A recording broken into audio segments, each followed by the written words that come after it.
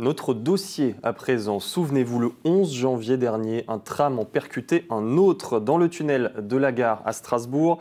Un accident qui a suscité beaucoup de questions sur la sécurité des trams, des questions que la CTS, Compagnie des Transports Strasbourgeois, vous allez le voir, prend très au sérieux. Grégory Fraise, Marie-Christine Lang.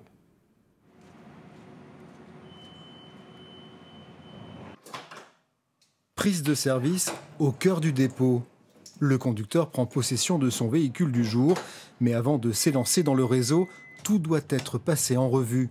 Les commandes, l'ensemble des systèmes de sécurité, comme par exemple la veille automatique. On a une veille automatique, un système homme-mort, exactement comme sur les trains TGV, qui nous permet aussi de signaler notre présence au véhicule.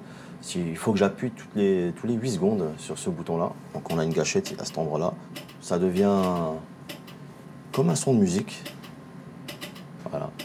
Bon, après là c'est un peu rapide, mais c'est vrai qu'en toutes circonstances, c'est devenu un geste normal. En cas de malaise ou de perte de connaissance, la machine s'arrêtera toute seule.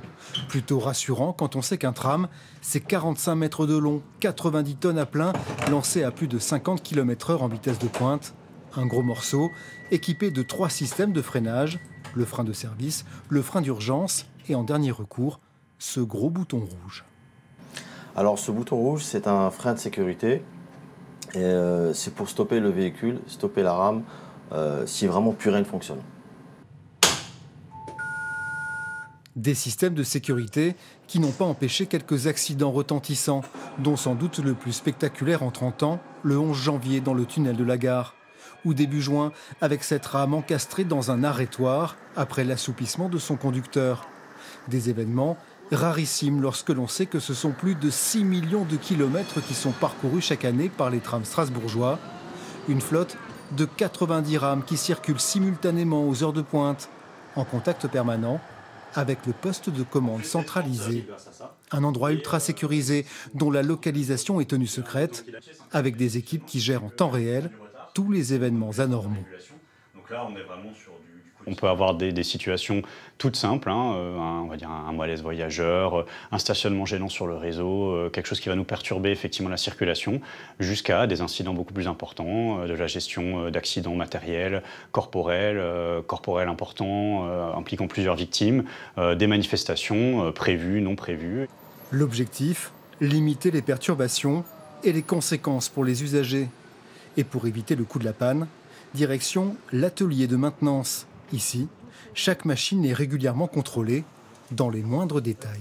On a eu un choc avec une pierre sûrement sur le chasse-corps arrière. Un passage en révision tous les 25 000 km. 3 mois de circulation à peine pour des trams qui roulent beaucoup. Donc là, vous avez un tram qui a 1 317 543 km. C'est énorme. C'est un tram qui a beaucoup roulé. Oui. Grâce à cette maintenance préventive, on arrive à maintenir des trams dans un état qui nous permet encore aujourd'hui d'être en exploitation avec malgré tout plus d'1 million de kilomètres. Une mobilisation et une attention de tous les instants pour sécuriser au maximum le réseau de trams, utilisé chaque jour par près de 400 000 voyageurs.